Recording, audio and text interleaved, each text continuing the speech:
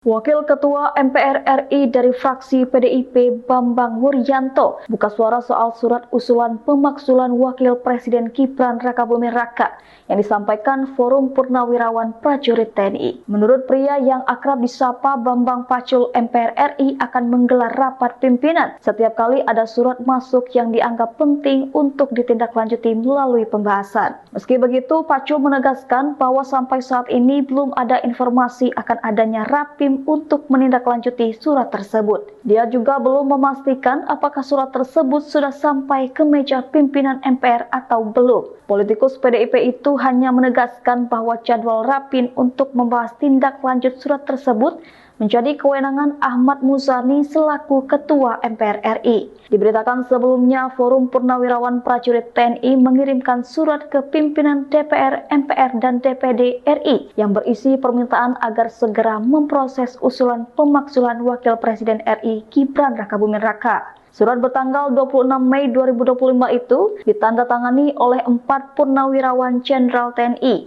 yakni Jenderal TNI Fahrul Razi, Marsikal TNI Hanafi Asnan, Jenderal TNI Tiasno Sudarto, dan Laksamana TNI Slamet Subianto. Sekretaris Forum Purnawirawan Prajurit TNI Bimo Satrio menyatakan surat itu juga telah dikirim ke Sekretaris Jenderal MPR dan DPR RI pada Senin 2 Juni 2025 kemarin.